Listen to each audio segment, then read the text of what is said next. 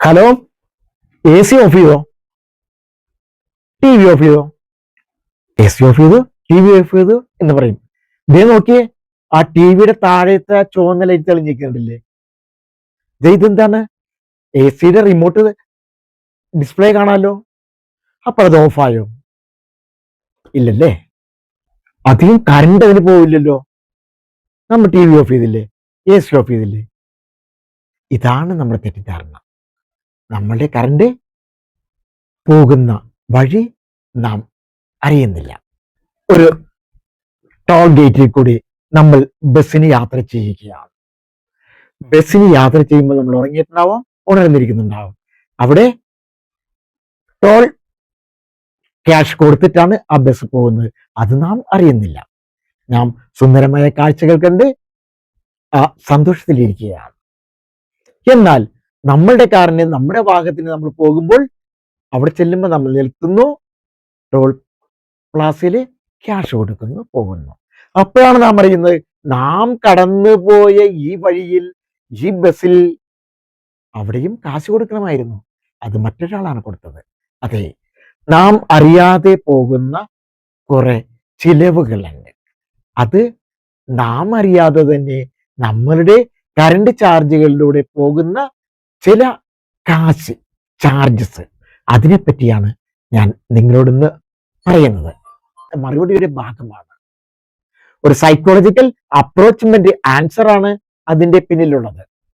Wattage കുറവാണെന്ന് കരുതി വീടും പരിസരങ്ങളും വേലപ്പന്തൽ പോലെ, നെന്മാറ അല്ലെങ്കിൽ വേലപ്പന്തലിലെ ലൈറ്റ്സുകൾ പോലെ, മറ്റുള്ള ക്ഷേത്രങ്ങളിലെ പള്ളികളിലെ ലൈറ്റ്സ് പോലെ വാരി വിതറുകയാണ്, LED പ്രഭ ചൊരിയുകയാണ്.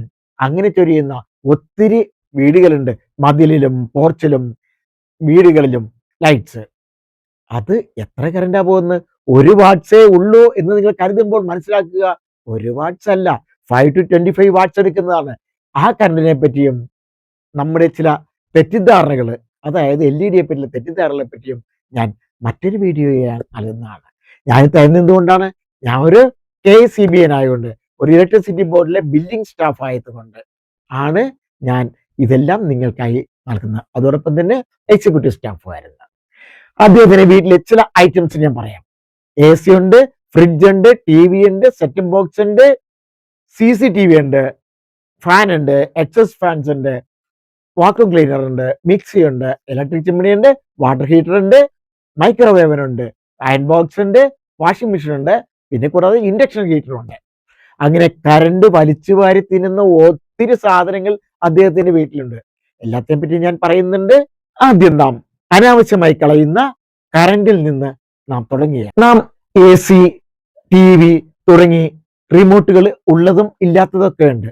ഇതിൻ്റെയൊക്കെ പവർ സ്വിച്ച് ഓഫ് ചെയ്യാതെ, അതായത് ഇലക്ട്രിസിറ്റി ബോർഡിൽ നിന്ന് വരുന്ന കറണ്ട് നമ്മൾ സ്വിച്ച് വഴിയാണ് വരുന്നത്, ആ സ്വിച്ച് ഓഫ് ചെയ്യാതെ റിമോട്ടിലോ ആ ഉപകരണത്തിലോ ഓഫ് ചെയ്യുന്നതിലൂടെ നാം അധികം കറണ്ട് ചാർജ് നൽകേണ്ടി വരികയാണ്. ആ കറണ്ടിനെ, ആ കണക്റ്റഡ് ലോഡിന് ഫാൻറ്റം ലോഡ് എന്നാണ് പറയുന്നത്. അങ്ങനെ നഷ്ടപ്പെടുന്ന, ഒളിച്ചിരിക്കുന്ന, പോകുന്ന, നാം അറിയാതെ പോകുന്ന ആ കറണ്ടിനെ പറയുന്നത് ഫാൻറ്റം ലോഡ് എന്നാണ് എന്നറിയാം. ഇനി അതെങ്ങനെയാണെന്നറിയാം. എത്ര ചാർജ് നമ്മുടെ മാസത്തിൽ നമ്മൾ ഇന്ന് പോകുന്നറിയാം, വർഷത്തിൽ എത്ര പോകുന്നറിയാം. പുതിയൊരു വീഡിയോയിലേക്ക് ഏവർക്കും സ്വാഗതം.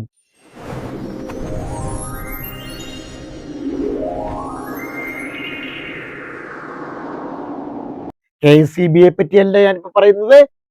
KCB തരുന്ന കറണ്ട് നിങ്ങൾ ദുരുപയോഗിക്കുന്ന, നാം അറിയാതെ നമ്മുടെ പോക്കറ്റിൽ നിന്ന് പോകുന്ന കാശിനെ പറ്റിയാണ്, ആ കറണ്ടിനെ പറ്റിയാണ്, നമ്മുടെ എനർജി സേവിങ് എവിടെയാണ് നഷ്ടപ്പെടുന്നതെന്ന് പറയാൻ വേണ്ടിയിട്ടാണ്. ഓക്കെ, റിമോട്ടിൽ ഓഫ് ചെയ്താൽ ആ ഉപകരണം എന്താണെന്ന് പറയുന്നതെന്നറിയോ? സ്റ്റാൻഡ് ബൈ മോഡ് എന്നാ പറയാം. സ്റ്റാൻഡ് ബൈ മോഡിലേക്ക് ആണ് പോകുന്നത്. അതായത് റിമോട്ടിൽ ഓഫ് ചെയ്യുന്ന ഏത് ഉപകരണവും അത് സ്റ്റാൻഡ് ബൈ മോഡാണ്. പൂർണ്ണമായി ഓഫ് ആകണമെങ്കിൽ പവർ സ്വിച്ച് ഓഫ് ചെയ്യണം. എന്താണ് സ്റ്റാൻഡ് ബൈ മോഡ് നോക്കാം. റിമോട്ടിൽ ഓഫ് ചെയ്ത TV അല്ലെങ്കിൽ AC പൂർണ്ണമായിട്ട് ഓഫ് ചെയ്യാതെ അതിന്റെ sensor, memory, remote signal receive ചെയ്യാനുള്ള ചെറിയ പവർ എന്നിവ ഉപയോഗിക്കും. അത് നിങ്ങളുടെ റിമോട്ട് നോക്കിയാൽ അറിയാം. അതിൽ തെളിയുന്ന ലൈറ്റുകൾ, അതുപോലെ തന്നെ എ സിയിൽ ഞാനൊരു ഉദാഹരണമായിട്ട് ഞാൻ ഇവിടെ ഈ ടി വിയുടെ റിമോട്ടിൽ തൊട്ട് കഴിഞ്ഞിട്ടുണ്ടെങ്കിൽ അത് ചുവന്ന കളറായിരിക്കും. അത് വർക്ക് ചെയ്യുന്നുണ്ടെന്ന് നമുക്ക് അറിയില്ല എങ്കിലും ടി വിയുടെ സ്വിച്ച് അല്ലെങ്കിൽ അതിൻ്റെ ആ ലൈറ്റ് തെളിഞ്ഞിരിക്കുമ്പോൾ മനസ്സിലാക്കുക, ആ ചുവന്ന ലൈറ്റ് തെളിയിക്കുമ്പോൾ മനസ്സിലാക്കുക തീർച്ചയായിട്ടും അത് സ്റ്റാൻഡ് ബൈ മോഡിലാണ്. ചില ടി വികൾക്കൊക്കെ ആ റിമോട്ടിൽ ലൈറ്റ് കാണും, ഇതും കാണും. ഞാനിപ്പോൾ അത് ഓഫ് ചെയ്തിട്ട് ഇരിക്കുന്നതുകൊണ്ടാണ്. എ സി റിമോട്ട് ഇപ്പം ഞാൻ എ സി വർക്ക് ചെയ്യുന്നതാണ്. ഇപ്പം എ സി ഞാൻ ഓഫ് ചെയ്യുകയാണ്. ഓക്കെ, എ സി ഓഫ് ചെയ്തു. ഓഫ് ചെയ്തപ്പോൾ കണ്ടില്ലേ ഡിസ്പ്ലേ തെളിഞ്ഞ് കിടക്കുന്നത്? അത് ബാറ്ററി എടുത്ത് മാറ്റിയാലാണ് അത് ആകുന്നത്. അപ്പോൾ ഇപ്പോൾ A C already working condition ആണ്. എങ്ങനെയാണ്? സ്റ്റാൻഡ് ബൈ മോഡാണ്. അപ്പോഴും വാട്ടേജ് പോയിക്കൊണ്ടേയിരിക്കും. ടി വിയുടെ കറണ്ട് ചാർജ് എത്രയാണ് പോകുന്നതെന്നറിയാം. നമ്മുടെ പോക്കറ്റിൽ നിന്ന് അറിയാതെ പോകുന്ന സ്പിൽ ഓവർ എത്രയാണെന്നറിയാം. സാധാരണ ടി വി ആണെങ്കിൽ, അതായത് LCD LED ടി വി ആണെങ്കിൽ 0.5 വാട്ട്സ് മുതൽ 3 വാട്ട്സ് വരെ പോകും ഒരു മണിക്കൂറിൽ. അത് സ്മാർട്ട് ടി വി ആണെങ്കിലോ 3 വാട്ട്സ് മുതൽ 10 വാട്ട്സ് വരെ പോകും ഒരു മണിക്കൂറിൽ. 24 മണിക്കൂറും സ്റ്റാൻഡ് ബൈ ആണെങ്കിൽ അതൊരു വർഷം തന്നെ 30 യൂണിറ്റോളം പോകാം, ചിലപ്പോൾ അതിൽ കൂടാം. എ സി ആണ് സ്റ്റാൻഡ് ബൈ ആണെങ്കിലോ, സാധാരണ എ സി ആണെങ്കിൽ 3 വാട്ട്സ് മുതൽ 10 വാട്ട്സ് വരെ ഒരു മണിക്കൂറിൽ പോകാം. ഇൻവെർട്ടർ എ സി ആണെങ്കിൽ അത് 5 വാട്ട്സ് മുതൽ 15 വാട്ട്സ് വരെ പോകാം. അപ്പൊ അത് മാസത്തിൽ എത്ര വരും? അതുപോലെ തന്നെ വർഷത്തിൽ എത്ര വരും? 60 യൂണിറ്റോളം വർഷത്തിൽ പോകും. ഇത് ടി വിയുടെ കാര്യം, എ സിയുടെ കാര്യം. ഇതെല്ലാം കൂട്ടുമ്പോൾ എത്ര എ സി ഉണ്ട്, എത്ര ടി വി ഉണ്ട്, എത്ര കമ്പ്യൂട്ടർ ഉണ്ട്, അതുപോലെ ഒത്തിരി ഇത് റിമോട്ടുകളിൽ ഓഫ് ചെയ്യാതെ, പവർ ഓഫ് ചെയ്യാത്തതിനൊക്കെ വരുന്നതിനെ പറ്റി ഞാൻ ഡീറ്റെയിൽഡ് ആയിട്ട് പറഞ്ഞുകൊണ്ടിരിക്കുകയാണ്. ഈ വൈദ്യുതി നഷ്ടത്തെ ഫാൻറ്റം ലോഡിന്റെ നഷ്ടം എന്ന് പറയുന്നത്, ഇത് ചെറുതാണെന്ന് നമ്മൾ കരുതും, ഇത്തിരി അല്ലെന്ന് വിചാരിക്കും. പക്ഷെ കൂടിക്കഴിയുമ്പോൾ എന്താണ്, ഒരു തുള്ളി പെരുവെള്ളം എന്ന് പറഞ്ഞ പോലെ അത്രയധികം കാശ് നമ്മുടെ അടുത്തുനിന്ന് പോകാം. ഇനി മറ്റൊരു അപകടം വരുന്നത്, നമ്മൾ പവർ സ്വിച്ച് ഓഫ് ചെയ്തില്ല, ഞങ്ങളുടെ ഇലക്ട്രിസിറ്റി ബോർഡിന്റെ ലൈൻ തമ്മിൽ കൂട്ടിയിടിച്ചു. 2 ലൈൻ തമ്മിൽ കൂട്ടിയിടിച്ചിട്ടുണ്ടെങ്കിൽ വരുന്ന എത്രയാണ്? 230 പ്ലസ് 230 460 അല്ല, 315ഓളം വോൾട്ട്സ് അതിന് വരും. 300 വോൾട്ട്സോളം അവിടെ വരും. അപ്പൊ നമ്മുടെ സാധനം അടിച്ചു പോയില്ലേ? എന്നാൽ 3 ലൈൻ തമ്മിൽ കൂട്ടിയിടിക്കുകയാണെങ്കിലോ 415 വാട്ട്സ് വരും. അതിനെപ്പറ്റി ഞാൻ ഡീറ്റെയിൽഡ് പറയാം. ലൈൻ വോൾട്ടേജിനെ പറ്റിയും ഡീറ്റെയിൽഡ് ആയിട്ട് ഞാൻ പറയാം. ട്രാൻസ്ഫോർമറിനെ പറയാം. പിന്നെ ട്രാൻസ്ഫോർമർ കംപ്ലൈന്റ് കൊണ്ട് ചിലപ്പോൾ ലൈനുകൾ ഫ്ലക്ച്വേറ്റ് ചെയ്ത് കൂടുതൽ വരാം.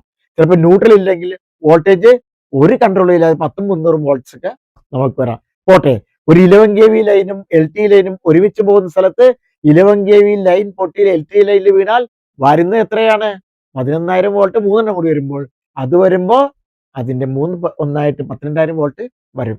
അപ്പോഴും സാധനം അടിച്ചു പോവില്ലേ? അപ്പൊ മനസ്സിലാക്കുക, ഇങ്ങനെ വരാൻ സാധ്യത, ചിലപ്പോൾ കത്തിപ്പോകാം. അതുപോലെ തന്നെ വയറിങ് കത്തിപ്പോകുന്നതോടൊപ്പം ഇതും ആകും. അപ്പോൾ നിങ്ങൾ പറയും സ്റ്റെബിലൈസർ പോരെയെന്ന്. സ്റ്റെബിലൈസർ ഇത് കവർ ചെയ്തില്ലേ, അല്ലെങ്കിൽ കൂടുതലായി വരുന്ന കറണ്ടിനെ മാറ്റില്ലെന്ന്. എത്രയധികം? വെറും 290 വോൾട്ട്സിൽ കൂടുതൽ, 260-290 വോൾട്ട്സിൽ കൂടുതൽ അതിന് കവർ ചെയ്യാൻ പറ്റില്ല, കത്തിപ്പോവും. സ്റ്റെബിലൈസറും കത്തിപ്പോവും, തീർന്ന്. അപ്പൊ സ്റ്റെബിലൈസറിനെ പറ്റി ഞാൻ ഡീറ്റെയിൽഡ് ആയിട്ട് ഞാൻ പറയുന്നുണ്ട്. അപ്പോൾ ഇത് പോട്ടെ, നമ്മുടെ ഫാൻറ്റം ലോഡ്, ഒരു പവർ എ സിയുടെ ടി വിയുടെ ഒക്കെ പവർ എപ്പോൾ ഓഫ് ചെയ്യണം? നമ്മൾ രാത്രി ഉറങ്ങുമ്പോൾ, വീട്ടിൽ ആരും ഇല്ലാത്തപ്പോൾ, ഉദാഹരണമായിട്ട് മുകളിലത്തെ നിലയിൽ ആണ് നമ്മൾ ടി വി ഉപയോഗിക്കുന്നതെങ്കിൽ, ഇപ്പൊ ഞങ്ങളുടെ തിയേറ്റർ മുകളിലത്തെ നിലയിലാണ്, അപ്പൊ ഞങ്ങൾ പോരുമ്പോൾ അതെല്ലാം ഓഫ് ചെയ്തിട്ടാണ് ഞങ്ങൾ താഴേക്ക് പോരുന്നത്.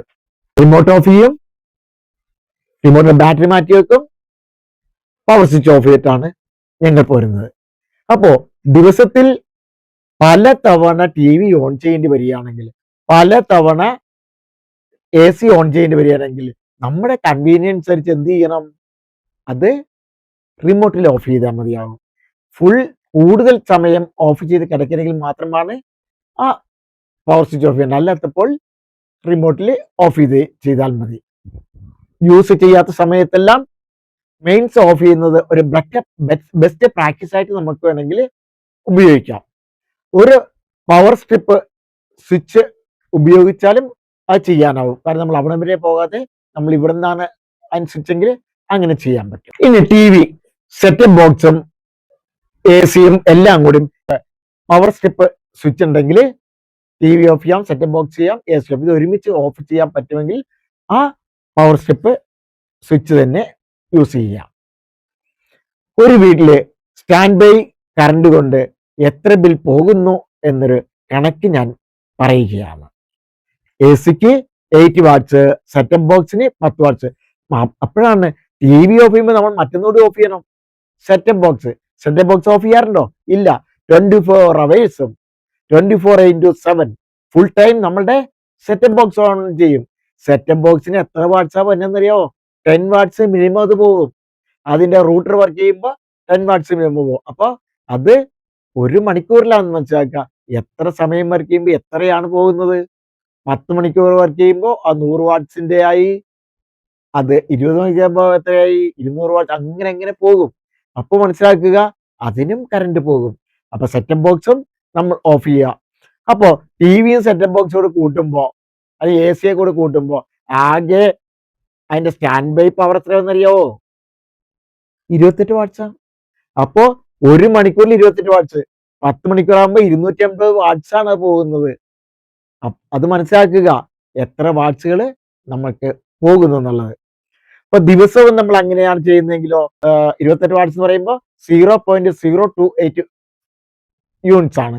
അത് 24 മണിക്കൂർ ആകുമ്പോഴോ 0.028 into 24 that's equal to 0.672 unit per day എന്ന് മനസ്സിലാക്കുക. അതായത് 3/4 യൂണിറ്റോളം അത് വരും. അത് മാസത്തിലാകുമ്പോഴോ 0.672 into 30 that's equal to 27.16 unit. ഈ 3 സംഭവം കൂടി ഒരു മാസം പോകുന്നത് 20 യൂണിറ്റ്, 21 യൂണിറ്റ്. അത് ഞാൻ മിനിമം പറഞ്ഞാണ്, അതിൽ കൂടാം. അപ്പൊ 2 മാസത്തേക്ക് ആകുമ്പോൾ 40-50 യൂണിറ്റ് അതിന് മാത്രം വരെ പോകും. അപ്പൊ നമ്മൾക്ക് വരുന്ന ക്യാഷോ ഒരു മാസം 120, 130, 140, 150 ഒക്കെ പോകാം. വർഷത്തിലാകുമ്പോൾ അത് 1000-ആകാം. 1000, 1500, 2000 വരെയൊക്കെ ആകാം. ഞാൻ ചെറിയൊരു ഡിവൈസിനെ പറ്റി മാത്രമാണ് പറഞ്ഞത്. Fridge, microwave oven, wifi router എല്ലാ വീട്ടിലും 24 അവേഴ്സ് ഓണാണ്. വൈഫൈ റൂട്ടറിനും വരും. അത് വാട്ട്സ് മിനിമം 30 വാട്ട്സോളം നമുക്ക് അതങ്ങ് പോകും വൈഫൈ റൂട്ട്സ്. അപ്പൊ അതിനൊന്നും കറണ്ട് പോകില്ല എന്ന് പറയുമ്പോൾ അതിനും കറണ്ട് പോകും. ഇതും വരും മാസം. ഇത് മൈക്രോവേവ് പവർ ഓഫ് ചെയ്യാതെ ഇടുകയാണെങ്കിൽ, ഫ്രിഡ്ജ് പവർ ഓഫ് ചെയ്ത്, പിന്നെ ഫ്രിഡ്ജിനും മൈക്രോവേവിനും ചില സംഭവങ്ങളുണ്ട്. അതിൽ തന്നെ ഉള്ള ഒരു സ്വിച്ചിങ് ഇതുകൊണ്ട് അത് വർക്ക് ചെയ്യില്ല. പക്ഷെ എന്തെങ്കിലും ഷോക്ക് വരികയാണെങ്കിൽ, ലൈൻ കൂടുതൽ അടിക്കുകയാണെങ്കിൽ തീർച്ചയായിട്ടും അതങ്ങ് അടിച്ചു പോകും. ഇപ്പോൾ റിമോട്ടിൽ ഓഫ് ചെയ്യുമ്പോൾ ആ ചെറിയ പവർ പോലും നമുക്ക് പോകും. മെയിൻ സ്വിച്ച് ഓഫ് ചെയ്യുമ്പോൾ 0% കൺസംഷൻ ആണ്. ടി വി ഓഫ് ചെയ്യുമ്പോൾ സെറ്റപ്പ് ബോക്സും ഓഫ് ചെയ്യണം. എ സി ഉപയോഗിക്കുമ്പോൾ എ സി ഓഫ് ചെയ്യണം. പിന്നെ മറ്റൊരു കാര്യമുണ്ട്, എ സിക്കും ഫ്രിഡ്ജിനും ഒക്കെ വേറെ സാധനമില്ലേ, സ്റ്റെബിലൈസർ. ആ സ്റ്റെബിലൈസറും കൂടി എ സിയിൽ ഓഫ് ചെയ്യണം. അല്ലെങ്കിൽ അതിനും വരും വാട്ടേജ് കൂടുതലായിട്ട്. ഒരു സ്വിച്ചിങ് അല്ല, ഇപ്പൊ നമ്മുടെ വയറിങ്ങിന് ഉപയോഗിക്കുന്ന സ്വിച്ചിന്റെ കൂടി കറണ്ട് പോകുമ്പോൾ അവിടെ കറണ്ട് ഒന്നും വരില്ല. അവിടെ ഒരു മൈന്യൂട്ട് കറണ്ട് മാത്രമേ നമ്മൾ പോകുന്നുള്ളൂ. അത് റെസിസ്റ്റൻസിലൂടെ വരുന്നതുകൊണ്ടാണ് ആ പോകുന്നത്. പക്ഷെ ഇവിടെ വരുമ്പോൾ എ സിയില് അല്ലെങ്കിൽ ടി വിയില് ചെയ്യുമ്പോൾ ആ സ്റ്റെബിലൈസർ ഓഫ് ചെയ്യുമ്പോൾ, ഇപ്പൊ സ്റ്റെബിലൈസർ ടി വിക്ക് വേണോ, എ സിക്ക് വേണോ, ഫ്രിഡ്ജിന് വേണോ എന്നൊക്കെ ഞാൻ ചർച്ച ചെയ്ത് ഞാൻ ഡീറ്റെയിൽഡ് പറയാം. നമ്മുടെ സെറ്റപ്പ് ബോക്സിന്റെ റൂട്ടർ എന്നാണ് നമ്മൾ വീട്ടിലിരിക്കുന്ന ആ സാധനത്തിൽ പറയുന്ന പേരെന്താണ്? റൂട്ടർ. അത് 5 വാട്ട്സ് ടു 10 വാട്ട്സ് ആണ്. ഡുവൽ ബാൻഡ് റൂട്ടർ ആണെങ്കിൽ അത് 10 മുതൽ 15, 20 വാട്ട്സ് വരെ ആകാം. അത് ഹൈ എൻഡ് അല്ലെങ്കിൽ ഫൈബർ റൂട്ടർ ആണെങ്കിൽ അത് 15 വാട്ട്സ് മുതൽ 25 വാട്ട്സ് വരെ, ചിലപ്പോൾ അതിലും കൂടാം. ആ കമ്പനിയുടെ അനുസരിച്ചാണ്. 24 മണിക്കൂർ നേരം ആ റൂട്ടർ ഓൺ ആണെങ്കിൽ നമ്മൾക്കൊരു 10 വാട്ട്സിൻ്റെതാണെങ്കിൽ നമുക്ക് വരുന്ന എത്രയാണ്? 0.01 വാട്ട് ആയിരിക്കും അതിന് വരുന്നത്. അതായത് യൂണിറ്റ്സ് ആണ്. 0.01 യൂണിറ്റ്സ് ആണ്. 1 മണിക്കൂറിൽ പോകുന്നത് ദിവസമാകുമ്പോൾ അത് 0.24 യൂണിറ്റ് ആകും. മാസമാകുമ്പോൾ 0.24 into 30 that's equal to 7.2 units per day ആകും. അപ്പൊ അതിന്റെ കറണ്ട് വരുമ്പോഴും വർഷത്തിൽ നമുക്ക് 600, 700, 1000 ഒക്കെ വരാം. ഇനി CCTV നമ്മുടെ പല വീടുകളിലുണ്ട് അല്ലേ? CCTV ഓണാണ്. ഇപ്പൊ ഇവിടുത്തെ CCTVയും ഓണാണ് ഇപ്പോഴും. ഏതാണ്ടോ 50 വാട്ട്സ് 30 വാട്ട്സ് ഒക്കെ അതിനെടുക്കും. അപ്പൊ ഒരു ദിവസം 1-1.5 യൂണിറ്റ് അതിനും പോകും. CCTV സ്മാർട്ട് ഡിവൈസ് ഉണ്ടെങ്കിൽ ഡൗൺലോഡ് അപ്ഡേറ്റ്സ് നടക്കുകയാണെങ്കിൽ തീർച്ചയായിട്ടും അതിനും കറണ്ട് പോകും. ഇപ്പോ റൂട്ടറും ഫൈബർ ബോക്സ്, അതായത് റൂട്ടർ ഉണ്ട്, അതിന് മുകളിൽ ഫൈബർ ബോക്സ് ഉണ്ട്, അതും കൂടി ഉപയോഗിക്കുന്നവർക്ക് രണ്ടും ചേരുമ്പോൾ 15 വാട്ട്സ് മുതൽ 25-30 വാട്ട്സ് വരെയൊക്കെ വരാം. ഇനി നമ്മുടെ വീട്ടിൽ അവിടെ ഇവിടെ ചുറ്റിനും നമുക്ക് ക്യാമറ ഉണ്ട് അല്ലേ? ഇവിടെ തന്നെ ഒരു 5 ക്യാമറ ഉണ്ട്. അപ്പൊ അതുപോലെ നമ്മൾക്ക് ഒരു ക്യാമറയ്ക്ക് എത്ര കറണ്ട് പോകുന്നുണ്ടാവും? അതും പലർക്കും അറിയില്ല. ഒരു ക്യാമറയ്ക്ക് പോകുന്നത് 3 വാട്ട്സ് മുതൽ 8 വാട്ട്സ് വരാൻ. ചിലത് ആ ക്യാമറയുടെ ക്വാളിറ്റി അനുസരിച്ചിട്ട് അത് അതിൻ്റെ 8 GB അങ്ങനെ പല പല GB-യിലുണ്ട്. അപ്പൊ അത് ഇതിന്റെ കപ്പാസിറ്റി അനുസരിച്ച് പിന്നെയും കൂടും. അപ്പോ ഒരെണ്ണത്തിന് വരുന്ന പിന്നെ DVR, NVR അതിന് 10 വാട്ട്സ് ടു 25 വാട്ട്സ് വരും. അപ്പൊ റൂട്ടറിന് മാത്രം പോകുന്നത് 5 വാട്ട്സ് ടു 15 വാട്ട്സ് ആണ്. പവർ സപ്ലൈക്ക് പോകുന്നത് 2 വാട്ട്സ് ടു 5 വാട്ട്സ് ആണ്. 4 ക്യാമറയാണ് നിങ്ങളുടെ വീട്ടിലുണ്ടെന്ന് വിചാരിക്കുക. 20 വാട്ട്സ് 1 മണിക്കൂർ പോകും. ഒരു DVR ഉണ്ടല്ലോ, ആ DVR-ന് 15 വാട്ട്സ് മിനിമം പോകും. ഒരു റൂട്ടർ ഉണ്ടല്ലോ, ആ റൂട്ടറിന് 10 വാട്ട്സ് മിനിമം പോകും. ടോട്ടൽ വരുമ്പോൾ 45 വാട്ട്സ്. അത് മിനിമം. പക്ഷേ അതിലും എത്രയോ കൂടുതലായിരിക്കും. അപ്പോ 45 വാട്ട്സ് എന്ന് പറയുമ്പോൾ എത്ര യൂണിറ്റ് വരും? 0.045 യൂണിറ്റ് ആണ്. അത് 24 മണിക്കൂർ വർക്ക് ചെയ്യുമ്പോഴോ 0.045 into 24 that's equal to 1.08 unit per day. അത് എൻ്റെ മിനിമം കണക്കൂട്ടിലാണ്. കൂടാം. അപ്പൊ മാസത്തിൽ വരുമ്പോ നമുക്ക് പോകുന്ന മിനിമം 32 യൂണിറ്റ് പോകും. അതായത് 1.08 into 30. അത് 2 മാസമാകുമ്പോൾ 64, 70, 80, 90 ഒക്കെ ആവാം. ഇനി 8 ക്യാമറ സിസ്റ്റം ആണെങ്കിൽ നമുക്ക് വരുന്നത് എത്രയാണെന്നറിയോ? 80 വാട്ട്സ് വരും. 60 to 80 വാട്ട്സ് വരും. അതിന് മാസം പോകുന്നത് 60 യൂണിറ്റ്. 2 മാസത്തേക്ക് ആകുമ്പോൾ 120 യൂണിറ്റ്. അപ്പൊ പവർ സേവ് ചെയ്യാൻ പറ്റും. എന്ത് ചെയ്യണം? ലോ പവർ ക്യാമറ നമ്മൾ തിരഞ്ഞെടുക്കുക. അതായത് ഈ സ്റ്റാർ റേറ്റിംഗ് പറഞ്ഞ പോലെ സ്റ്റാർ റേറ്റിംഗ് ഇല്ല എങ്കിൽ തന്നെയും ലോ പവർ ക്യാമറ നമ്മൾ എടുക്കുക. പുതിയ ടൈപ്പുള്ള IP ക്യാമറാസ് കുറവ് കൺസംഷൻ എടുക്കുക. അതിനാണെങ്കിൽ 3 വാട്ട്സ് ടു 5 വാട്ട്സിട്ടേ ഉണ്ടാവുള്ളൂ. ആ വാട്ട് റേറ്റിംഗ് നോക്കി വേണം മേടിക്കാനായിട്ട്. അതുപോലെ തന്നെ നൈറ്റ് IR കൺട്രോൾ ഉള്ളത് വേണം എടുക്കാൻ. IR LEDs ഉള്ളത് ഇപ്പൊ ചില വീടുകളിൽ കാണാം, ചുറ്റിനും പ്രഭാപൂരിതമാണ്. ക്യാമറയ്ക്ക് ചുറ്റിനും എന്തുണ്ട്? ലൈറ്റ് ഉണ്ട്.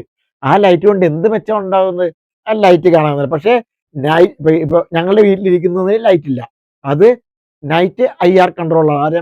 ഏത് കൂരാക്കൂരിട്ടിലും ആര് പോയാലും ഒരു പാമ്പ് പോയാലും അതിൽ അറിയാൻ പറ്റും. അതിന് ലൈറ്റ് ഇല്ല. ചുറ്റിനും ലൈറ്റ് വരും. ആ ലൈറ്റ് വരുമ്പോ എന്താണ് പ്രശ്നം? ഒരു കള്ളം വരികയാണ്, ആ ദട അവിടെ ക്യാമറ ഉണ്ടാ, നമുക്ക് ആ ക്യാമറ ഓഫ് ചെയ്തിട്ട് അങ്ങനെ എങ്ങനെ വേണം. അപ്പോ കറണ്ട് പോകും നമ്മൾ അറിയില്ല. അപ്പോ ആ LED ലൈറ്റ് വഴി നമ്മൾ കറണ്ട് കൂടുതൽ ഉപയോഗിക്കും. ആവശ്യമില്ലാത്ത സ്ഥലങ്ങളിലൊക്കെ IR ഓഫ് ചെയ്ത് റെഡ്യൂസ് ചെയ്യുക. റെക്കോർഡിംഗ് മോഡ് ഒപ്റ്റിമൈസ് ചെയ്യണം.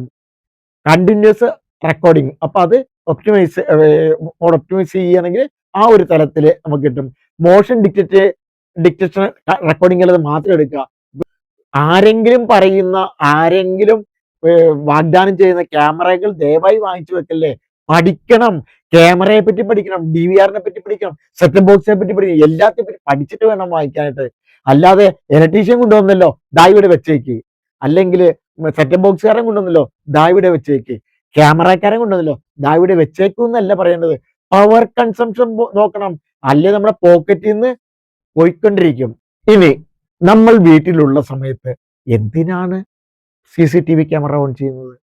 നാം വീട്ടിലുണ്ടെങ്കിൽ ആ CCTV ക്യാമറ പറ്റുമെങ്കിൽ ഓഫ് ചെയ്യുക. ആ കാര്യം ഓർത്തിരിക്കുക. അതുപോലെ നമ്മൾ പുറത്തോട്ട് പോകുന്ന സമയത്ത് ഈ ക്യാമറ വർക്ക് ചെയ്യുന്ന സമയമാണെങ്കിൽ നമ്മൾ എന്ത് ഓൺ ചെയ്തിടണം? വൈഫൈ ഓൺ ചെയ്തിടണം. എഫിഷ്യന്റ് പവർ സപ്ലൈ ആണ് നാം നോക്കണം. ചീപ്പ് അഡാപ്റ്റർ ദയവായി വാങ്ങിക്കരുത്.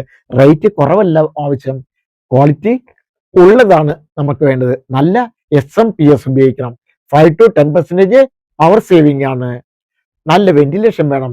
DVR ചൂടാകുമ്പോൾ കൂടുതൽ പവർ ഉപയോഗിക്കും. ഉദാഹരണമായിട്ട് നമ്മള് ഈ ക്യാമറ DVR എവിടെ കൊണ്ടുവെക്കുന്നത്? ഒരു ഏതെങ്കിലും ഇരുട്ടായ ഭാഗത്ത് അല്ലെങ്കിൽ വായു കിടക്കാത്ത ഭാഗത്തായിരിക്കും. അപ്പൊ എന്ത് പറ്റും? DVR ചൂടാകും. കാരണം കണ്ടിന്യൂസ് ക്യാമറ വർക്ക് ചെയ്യണമെങ്കിൽ DVR ചൂടാകും. അപ്പൊ എന്ത് പറ്റും? പവർ കൂടുതൽ ഉപയോഗിക്കും. എയർ ഫ്ലോ അവിടെ ആവശ്യമാണ്. പിന്നെ CCTV റൂട്ടർ അതെല്ലാം ഒന്ന് ചെയ്യുകയാണെങ്കിൽ 70 വാട്ട്സോളാണ് വരുന്നതെന്ന് ചിന്തിക്കുക. CCTV ലോ വാട്ട് മേടിക്കുക. ഇനി ഇൻഡക്ഷൻ ഹീറ്റർ നമ്മൾ പലപ്പോഴും എന്ത് ചെയ്യും? പവർ സ്വിച്ച് ഓഫ് ചെയ്യില്ല. ആരും നോക്കുമ്പോൾ അത് ഓക്കെയാണ്. അതിന് സ്റ്റാൻഡ് ബൈ കൺസംഷൻ വരും. സാധാരണ വരുന്നത് 1 to 5 വാട്ട്സ് വരെ സ്റ്റാൻഡ് ബൈ കൺസംഷൻ വരും. അത് ദിവസമാകുമ്പോൾ 0.12 വരും. ഒരു മാസമാകുമ്പോൾ 4 യൂണിറ്റോളം വരും. അപ്പൊ അത് ഇപ്പൊ ഒരു മിക്സിക്ക് പ്രധാനമായും സ്റ്റാൻഡ് ബൈ ഡിവൈസ് അല്ല എന്ന് പറയുക. നോബ് ഓഫ് ആണെങ്കിൽ അത് ഓൾറെഡി ഓഫാണ്. 0 വാട്ട്സ് കൺസംഷൻ, അത് എപ്പോഴും 0 തന്നെയാണ്. ഇപ്പൊ ഒരു തേപ്പ് പെട്ടിക്ക് എന്താ ഉള്ളത്? അതും സ്റ്റാൻഡ് ബൈ ഇല്ല. കാരണം ആ പവർ സ്വിച്ച് ഓഫ് ആയി കഴിഞ്ഞിട്ടുണ്ടെങ്കിൽ കറണ്ട് അങ്ങോട്ട് വരില്ല. കാരണം ഇലക്ട്രിക് കൺട്രോളാണ് അതുള്ളത്. ഇലക്ട്രിക് കൺട്രോൾ ഇല്ല, ഇലക്ട്രിക് കൺട്രോളാണ്. അപ്പൊ എന്താവും? കറണ്ട് നമുക്ക് അതിൽ ഓഫാകും. അവിടെയും സ്റ്റാൻഡ് ബൈ ഇല്ല.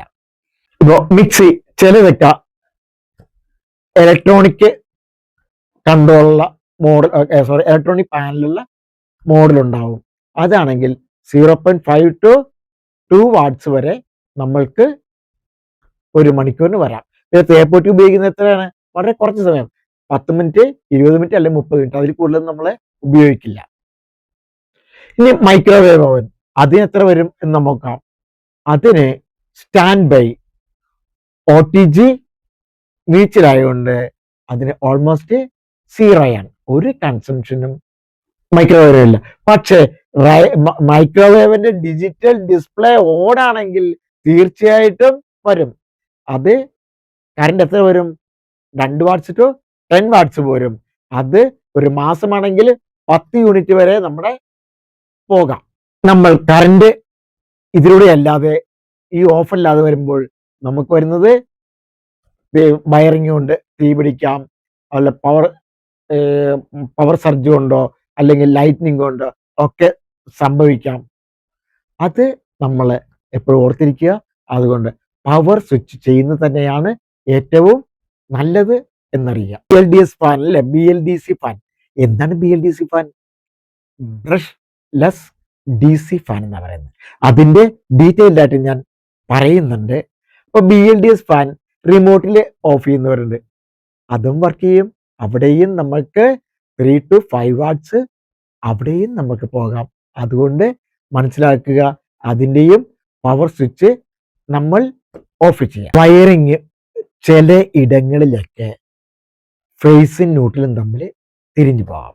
ഉദാഹരണമായിട്ട് ഇലക്ട്രിസിറ്റി ബോർഡിലെ ഒരു ലൈൻമാൻ വലിയ അറിവില്ലാത്ത ഒരാളാണെങ്കിൽ ചിലപ്പോൾ മീറ്ററിൽ കൊടുക്കുന്ന ഫേസും ന്യൂട്രലൊക്കെ തിരിഞ്ഞു പോകാറുണ്ട്. അങ്ങനെ ഞാൻ കണ്ടിട്ടുണ്ട്. അതുപോലെ നമ്മളുടെ ഇലക്ട്രിക്കൽ കോൺട്രാക്ടർ നൽകുന്ന വയർമാൻ ശരിക്ക് ക്വാളിറ്റിയുടെ അല്ലെങ്കിൽ അവർ ചിലപ്പോൾ ന്യൂട്രലും ഫേസും മാറിപ്പോകും. സ്വിച്ചിൽ കൂടി വരുന്ന ന്യൂട്രലും ഡയറക്റ്റ് വരുന്നത് ഫേസും ആകും. നമുക്ക് ഷോക്ക് അടിക്കും.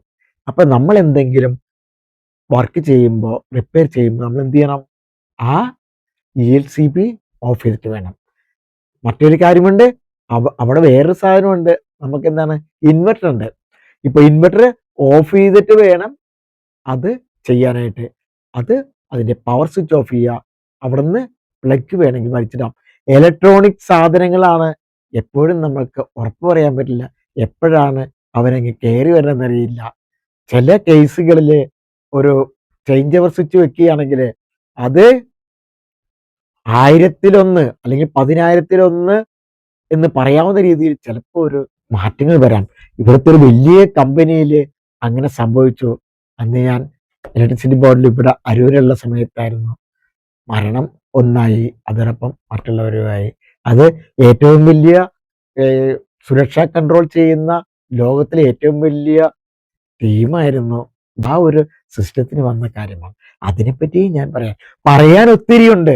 ഇലക്ട്രിസിറ്റി ബോർഡിനെ പറ്റിയാലും മറ്റുള്ളതായാലും 20ഓളം വിഷയങ്ങളാണ് ഞാൻ പറയുന്നത്. ഓക്കെ, നമസ്കാരം. എല്ലാവരും ദൈവം അനുഗ്രഹിക്കട്ടെ. Okay, thank you. Bye. Video ഇഷ്ടപ്പെട്ടെങ്കിൽ സബ്സ്ക്രൈബ് ചെയ്യാൻ മറക്കരുത്.